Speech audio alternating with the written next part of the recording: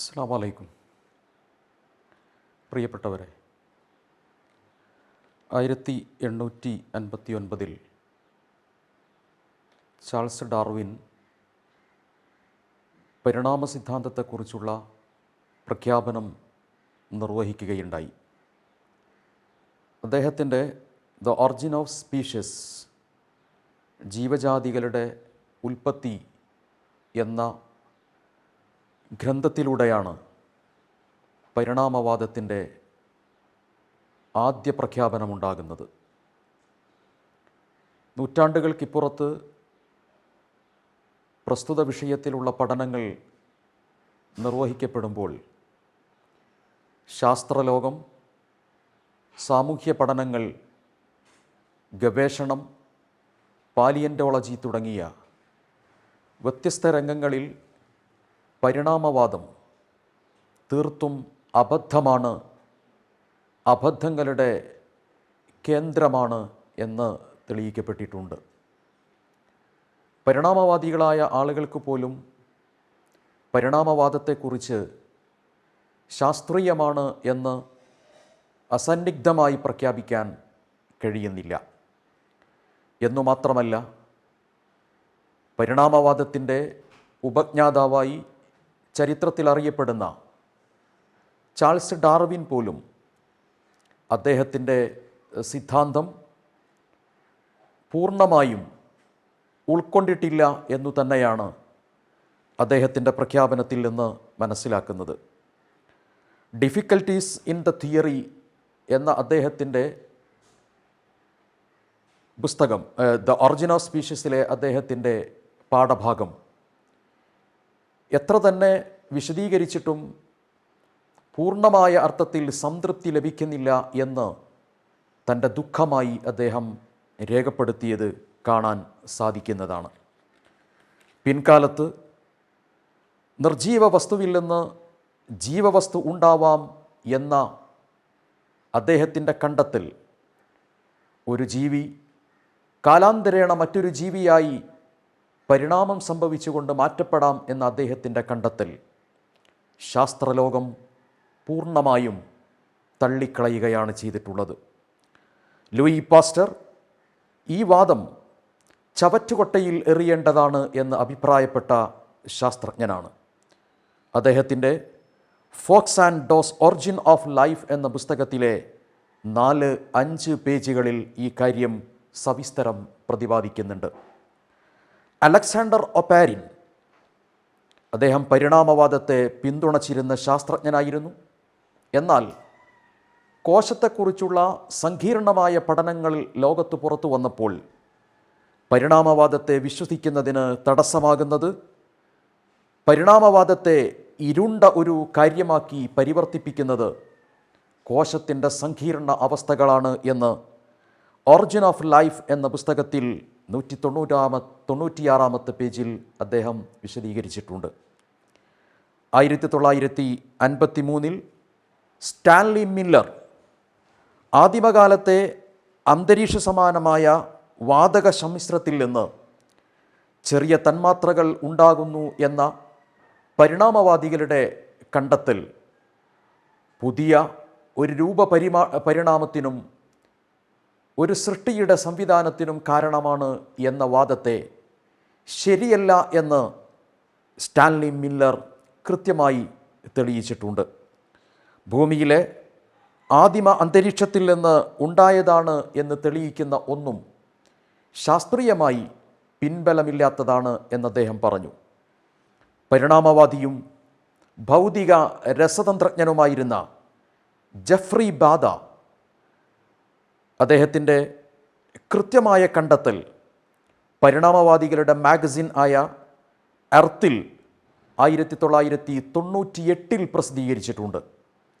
20-ാം നൂറ്റാണ്ട് വിട പറയുമ്പോൾ നമ്മുടെ മുമ്പുണ്ടായിരുന്ന ജീവോൽപത്തിയെക്കുറിച്ചുള്ള പ്രശ്നം ഇപ്പോഴും പരിഹരിക്കാനാവാതെ തുടരുകയാണ്. ജീവോൽപത്തി പരിണാമപരമാണ് എന്ന് പറയുന്ന കണ്ടെത്തൽ ശാസ്ത്രീയമായി ഇന്നും തെളിയിക്കപ്പെടാൻ സാധ്യമാവുകയില്ല എന്നത് തികഞ്ഞ അശാസ്ത്രീയതയ്ക്ക് കാരണമാണ് എന്നും ബോധ്യപ്പെടുത്തിയിട്ടുണ്ട് എന്ന് പ്രൊഫസർ ജെഫ്രി ബാദ രേഖപ്പെടുത്തിയിട്ടുണ്ട്. അദ്ദേഹം ഭൗമരസതന്ത്രജ്ഞനാണ്.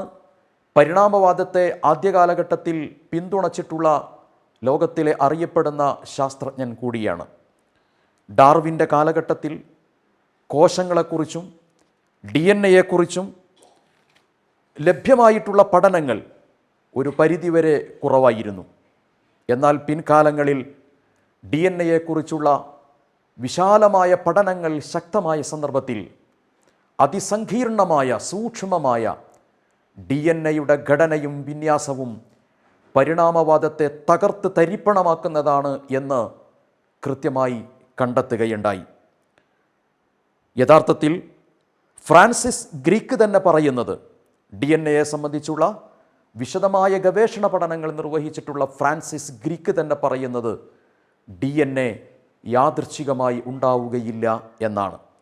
യാദൃച്ഛികമായി ഒരു ജന്മം ഉണ്ടായി, ഒരു ജീവി ഉണ്ടായി എന്ന് പറയുന്ന പരിണാമവാദികൾക്ക് മുമ്പിൽ കോശവും ന്യൂക്ലിയസും DNA-യും ഒരു ചോദ്യചിഹ്നമായി ഇപ്പോഴും അവശേഷിക്കുകയാണ്.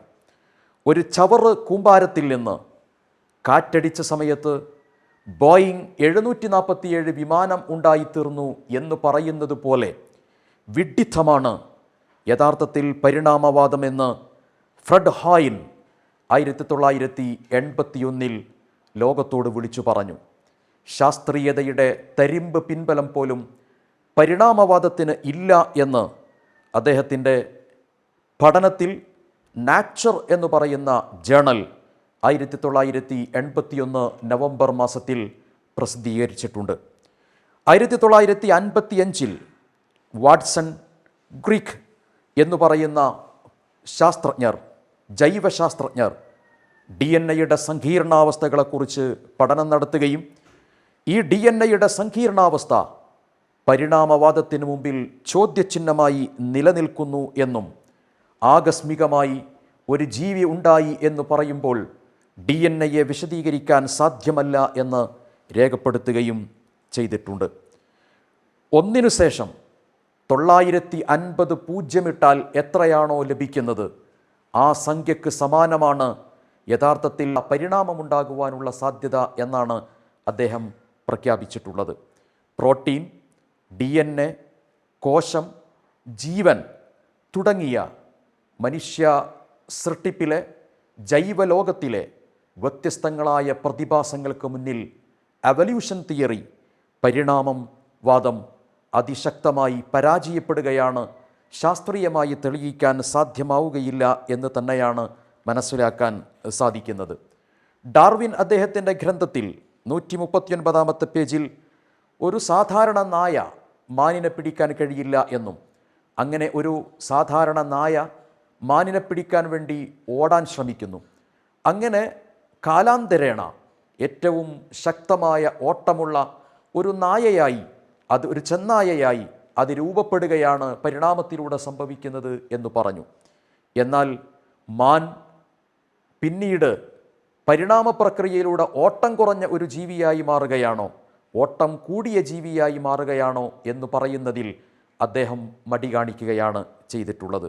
നായ ഓടി പിന്നീട് തലമുറകളിലൂടെ ഓട്ടം കൂടിയ ചെന്നായയായി മാറുന്നു എന്ന് പറയുന്ന അതേ സമയദൈർഘ്യം തന്നെയാണ് നായ മാനിനെ പിടിക്കാൻ വേണ്ടി ഓടുമ്പോൾ ആ മാനും ഓടുന്നത്.